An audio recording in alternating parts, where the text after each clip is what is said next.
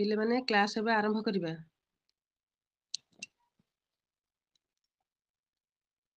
शुभुजी प्रलिप्ता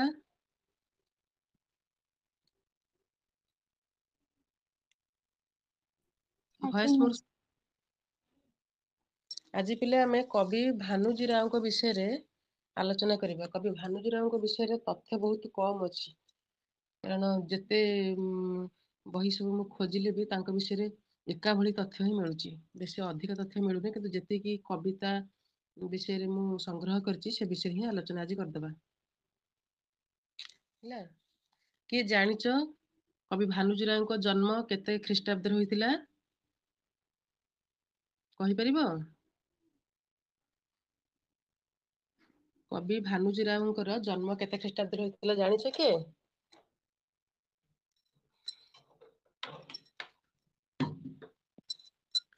कवि भानुजीराव 1926 मसीहा नवेम्बर मास 3 तारिख रे ओडिशार हमर कटक जिलार कालीगली ठारे जन्मग्रहण करथिले। ହେଲା जदि नोट करिया कथा लेखिनियो। कवि भानुजीराव 1926 मसीहा नवेम्बर 3 तारिख कटक जिलार कालीगली ठारे जन्मग्रहण करथिले। ହେଲା तांकर मृत्यु होइतिला केबे ना 2001 रे। 2001 नवेम्बर 15 तारिख रे तांकर मृत्यु होइतिला।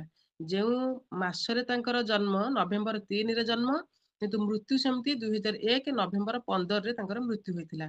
मृत्यु बेलकू तांकू कवि भानुजीराव को मात्र 75 वर्ष बयस होइतिला। 75 वर्ष बयस रे से मृत्यु तांकर होइतिला। बुझियला? कवि भानुजीराव होउछंती आधुनिक ओडिया कविता जगत रे एक उज्ज्वलमान तारका, एक मुग्ध उच्चारक। कारण कविता सर्जना क्षेत्र रे से अनंत जसर अधिकारी थिले। कविता को से एक बहु उच्च स्तर को नहीं जाइथिले। कविता संपर्क रे कवि भानुजीराव मत निजस्व मत तांको पुस्तक रे से रचना करिसेंती जे कहिसेंती जे मंतव्य दैछंती, कविता आसिले विस्फोरक घटे हृदय रे। कविता आसिले विस्फोरक घटे हृदय रे, गोटिए सार्थक धाड़ी रे जଳି उठे होमाग्निर शिखा दप करी। कविता माने से कहिबा कथा एक भावना रे जेते बेले हृदय रे कवितार गोटे जागरण हुए, अनुभव हुए, से होमाग्नि रे जेमती घृत को अग्नि संजोग कले धप किनी धरे, से बेले दीप शिखा सदृश कवितार जो उज्ज्वलता से धप किनी जଳି उठे। भानुजीराव को काव्य जगत एक विचित्र वर्णा, कारण से ओडिया साहित्य रे नदी उपरे, नारी उपरे एवं नक्षत्रंक उपरे से माने कविता एते मात्रा नारी उपरे से रचना करिसेंती जे तांको कुहा जाए जे नदी नारी और नक्षत्रर कवि भाव रे कवि भानुजीराव परिचित।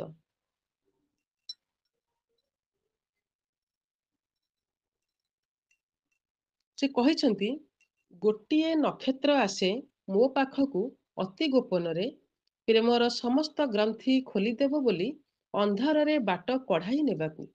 क्रमशः कोमल हुए अंधार, मु गोटाई आणे काठीकुटा, चढ़ेईଙ୍କ ପାଇଁ ସେମାନେ ନୀଳ ବାନ୍ଧିବେ ବୋଲି ସବୁ ଅପନ୍ତରା ଭରି ଯାଏ ସବୁଜ ଘାସରେ, ମୋ ପାଖକୁ କେହି ଜଣେ ଆସେ, ମୋ ହାତକୁ ଛନ୍ଦି ଯାଏ, କହେ ମୁଁ କବିତା ତୁମ ପାଖେ ଧରା ଦେଲି ଆସି।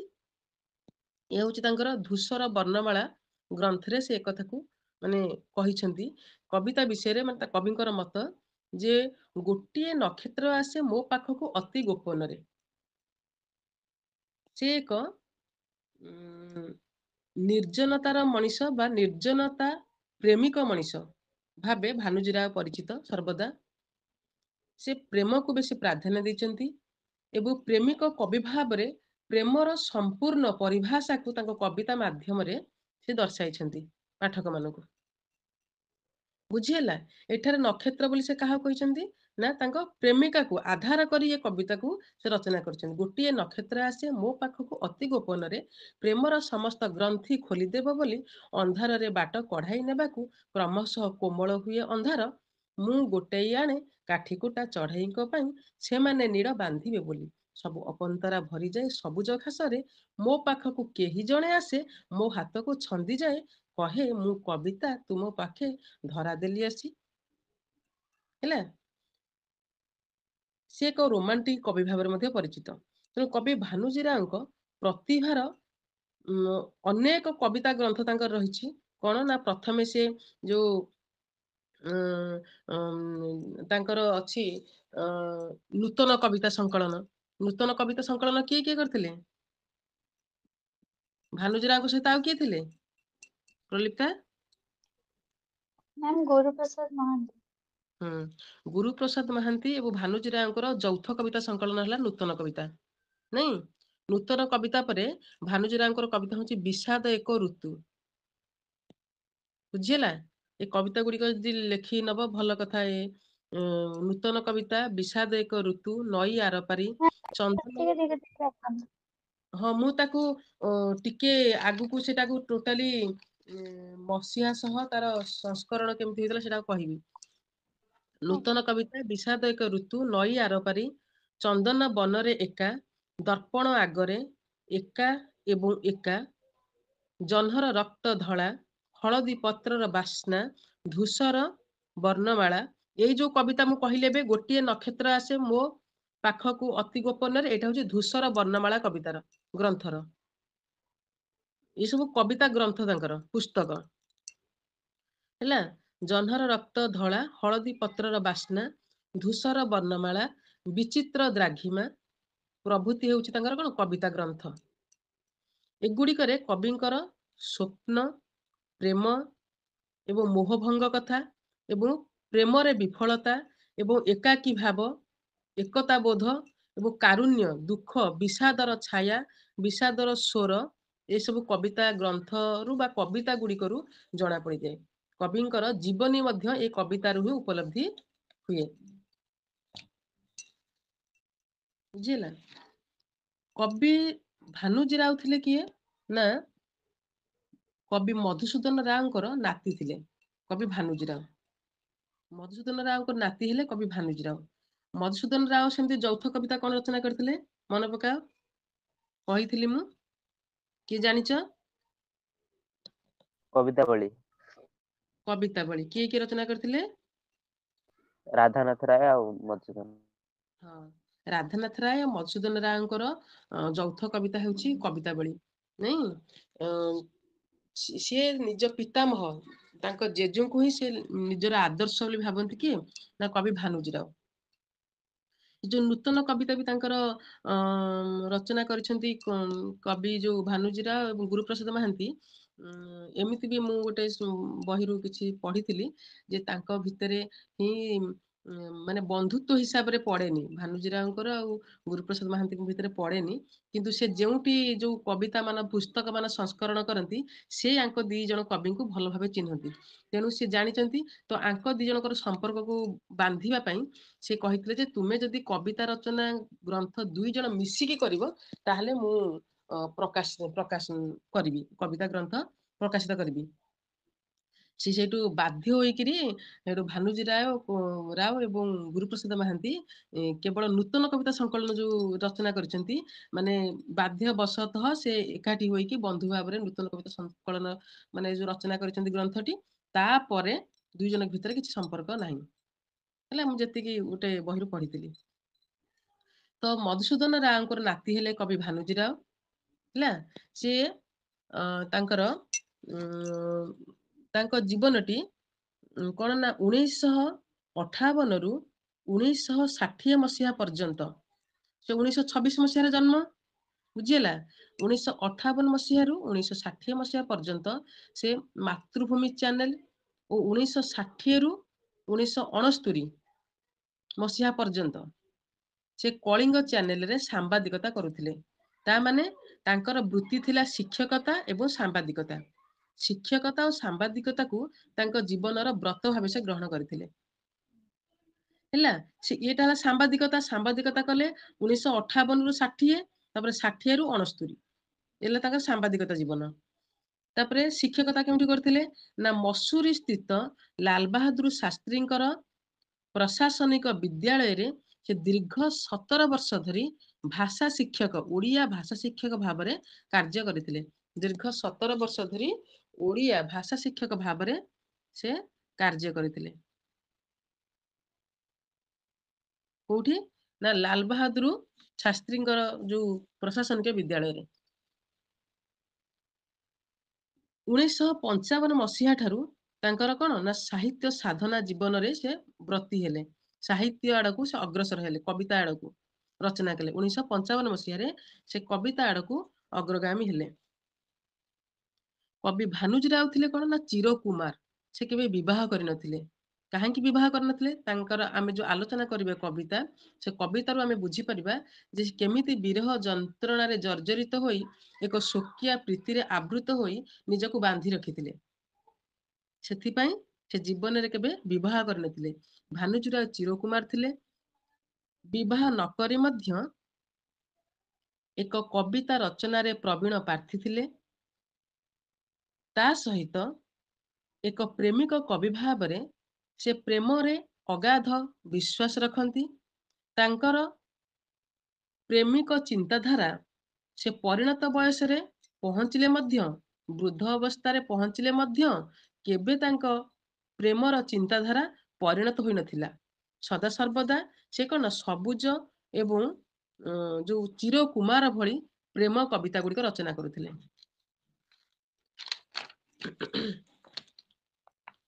କେବେ ହେଲେ ସେ ମାନେ ପ୍ରେମ ପ୍ରତି ତାଙ୍କର କେବେ ବିରକ୍ତି ଭାବ ନଥିଲା ଏବଂ ସେ ପ୍ରେମକୁ ଅଧିକା ବିଶ୍ୱାସ କରୁଥିଲେ ଏବଂ ଦୃଢ ବ୍ରତ ଭାବରେ ଗ୍ରହଣ କରିଥିଲେ। ତାଙ୍କର ଯୋଉ ମନସ୍ତତ୍ଵ ଯୋଉ ପ୍ରେମ କବିତା ଗୁଡିକରୁ ଆମେ ବୁଝିପାରିବା। ସେ ଏମିତି କବିତା ବି ସେ ରଚନା କରିଛନ୍ତି ଯେ ଅନେକ ଲେଖକଙ୍କ ଗହଣରେ ସେ ସମାଲୋଚିତ ହୋଇଛନ୍ତି। କାହିଁକି ନା ସେ ଯୋଉ ନାରୀ ନଦୀ ଏସବୁକୁ ନେଇକି କବିତା ରଚନା କରିଛନ୍ତି, ନାରୀର ପ୍ରତ୍ୟେକ ଅଙ୍ଗକୁ ନେଇକି ସେ କବିତା ରଚନା କରିଛନ୍ତି। ଯେଉଁଭଳି ଭାବରେ ବର୍ଣ୍ଣନା କରିଛନ୍ତି, ଅନେକ ଲୋକ ତାଙ୍କୁ ସ୍ନାୟୀ ଉତ୍ତେଜିତ କବିତା ବା ଅଶ୍ଳୀଳ କବିତା ରଚନା କରୁଛନ୍ତି କହି କବି ଭାନୁଜୀରାଉଙ୍କୁ ସମାଲୋଚନା ମଧ୍ୟ କରିଛନ୍ତି। ହେଲା, କିନ୍ତୁ ତାଙ୍କ କବିତା ପଢିଲେ ଆମେ ତାଙ୍କ ସାଂଘାତିକ ରସିକତାକୁ ମଧ୍ୟ ଉପଲବ୍ଧି କରିପାରିବା। ବୁଝିହେଲା। ତାଙ୍କର ଯୋଉ କବିତା ଅଛି, ତାଙ୍କର ଆଉ ଗୋଟେ ଯୋଉ ଅଛି ଆମର ନୂତନ କବିତା ସଂସ୍କଳନ ଯୋଉଟା ଅଛି, ସେ ସଂକଳନ ସେଇଟା ହଉଛି ପ୍ରଥମ କବିତା, ଯୌଥ କବିତା। ତାପରେ କବିତା ଅଛି ନଈ